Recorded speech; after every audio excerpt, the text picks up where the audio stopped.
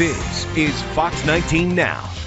Good morning to you. Happy Tuesday. I'm Andrea Finney. Colorado says a former president did engage in insurrection during the January 6th Capitol riots, citing the 14th Amendment. Last month, Cincinnati police released these two videos right here showing separate attacks. After months of negotiations by Ohio lawmakers, the state's two-year budget has finally been signed into law. And our Jordan Valines joins us now live from Covington this morning to lay out those concerns, how they're being addressed. And Jordan, we know there are a couple of different options when it comes to this particular project. Well, I have to press you a little bit. Isn't it the responsibility of our elected leaders here in Ohio and across the country to put the needs of their constituents first? This is exactly the kind of case the court does not like to hear, but the question is so critical to this year's election. Our other big story for today, though, the weather. And Ashley, you've been saying it could be pretty dangerous with winds being a factor and that storm risk recently upgraded. Have you seen this on social media? I mean, the audacity was high. Well, even his residency in Vegas was top tier. Now I didn't go because tickets were like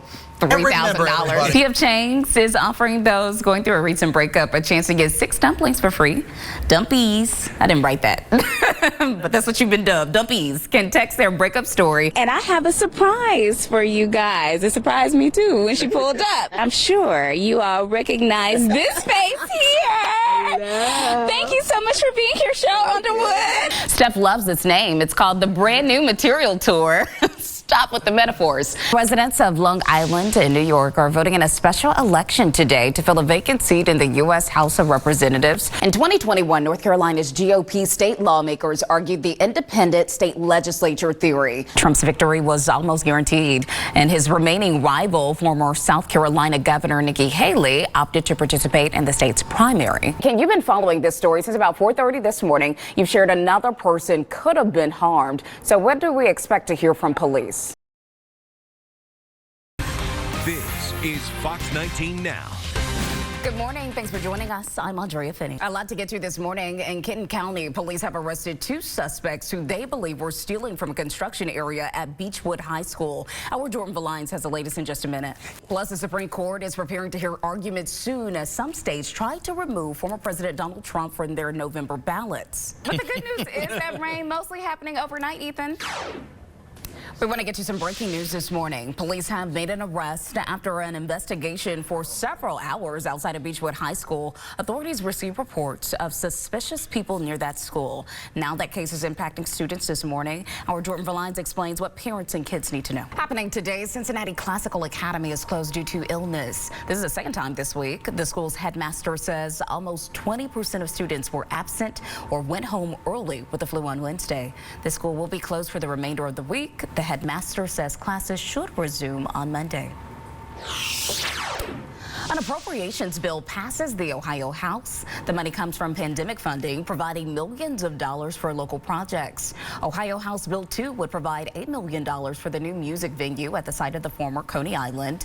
It would also provide nearly $14 million to the Cincinnati Open tennis tournament. Upgrades are planned at the Littner Family Center tennis court. The bill also includes funding for several other projects, including renovations at the Duke Energy Convention Center, the new Xavier Medical School, and UC Health.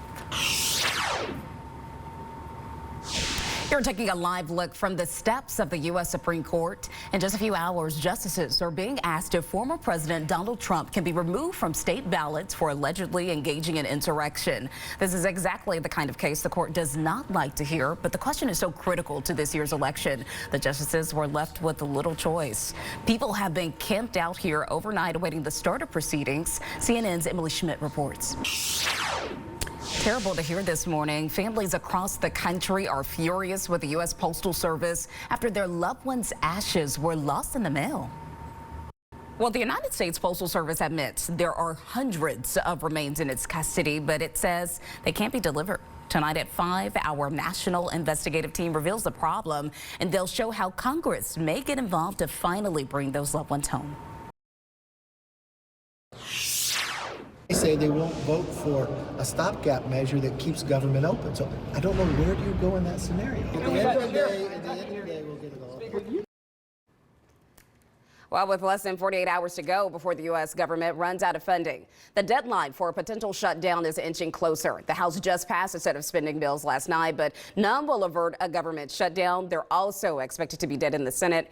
Right now, there isn't much optimism of a resolution prior to the deadline of Sunday at midnight. Joining us this morning is U.S. Representative Greg Landsman. Congressman, thanks so much for being here. Thanks for having me. Well, obviously, this will have a big impact on families who rely on government-funded programs, federal workers, our military. I know you all in the House are expected to take up a Republican stopgap bill to extend government funding today, but it doesn't seem as if there's enough votes to pass it. Is there any hope for a last-minute resolution?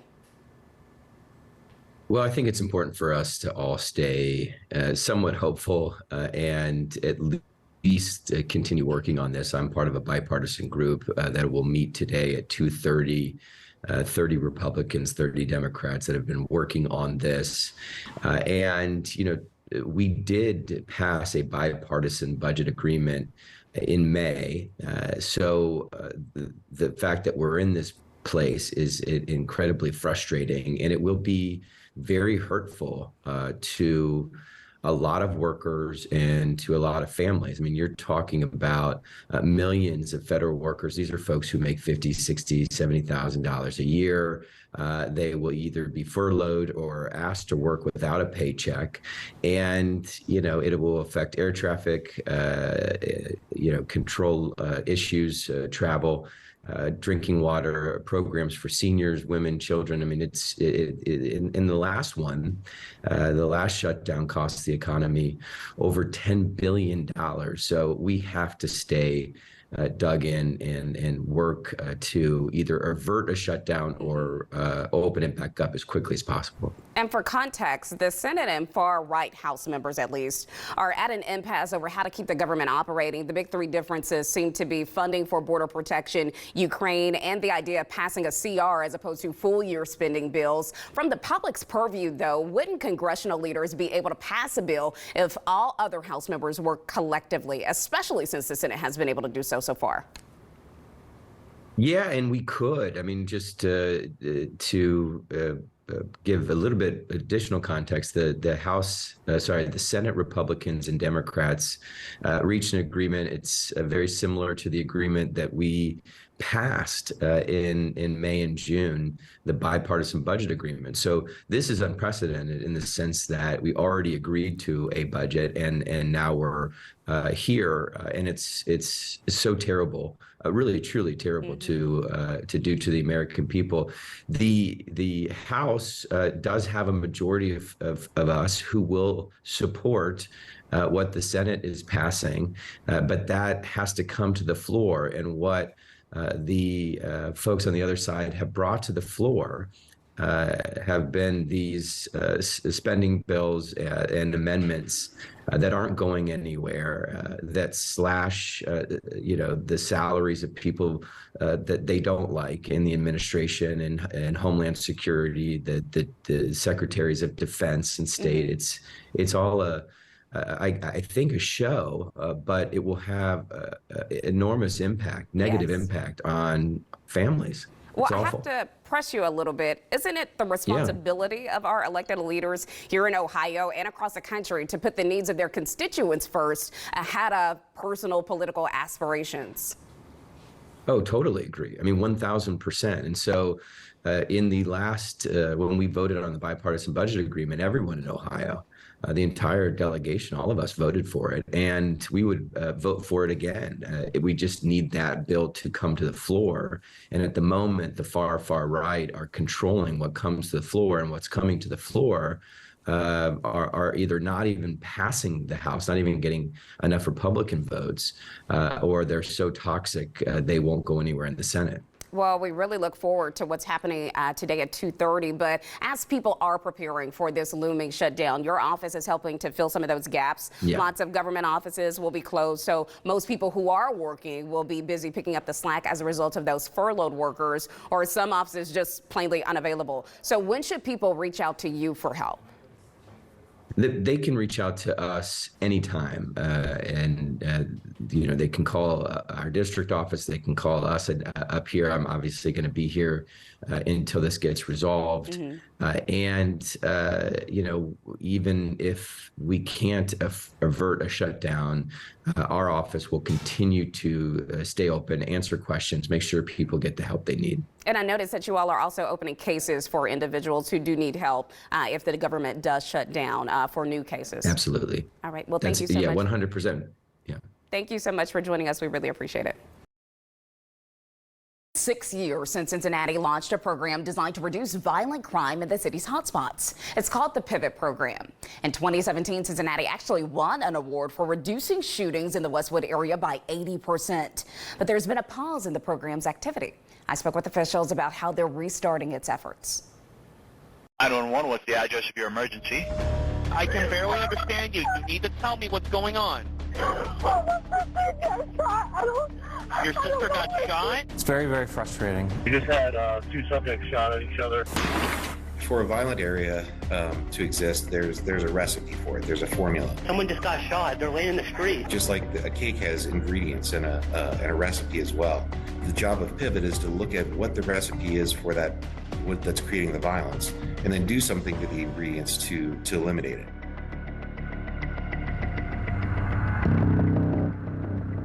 This year, the city of Cincinnati has already reported 20 homicides. The number of shootings jumps to 97, and instances of violent crime even higher, 546 so far, according to Cincy Insights.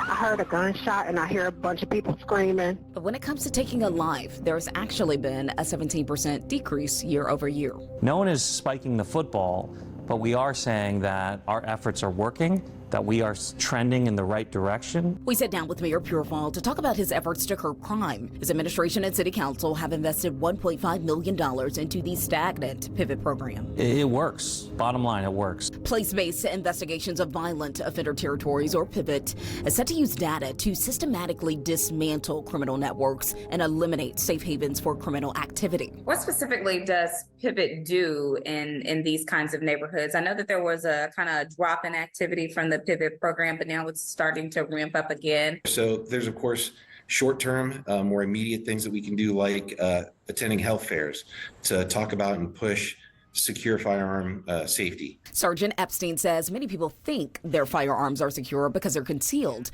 but that's not true. So he's interested in potentially handing out these portable gun vaults that cost about $25. It has a cable that can attach to your bed frame or under your car seat. It makes it less likely that somebody will be able to access your firearm for nefarious things. He says it can prevent accidental shootings and stolen firearms used in so many crimes. Every time research and policy reports gun thefts from cars are the largest source of stolen guns. But Sergeant Epstein says solutions to violent crime could be something as simple as adding lighting. Remember the 400 lights installed around UC in 2015? It could also be parking and sidewalk safety.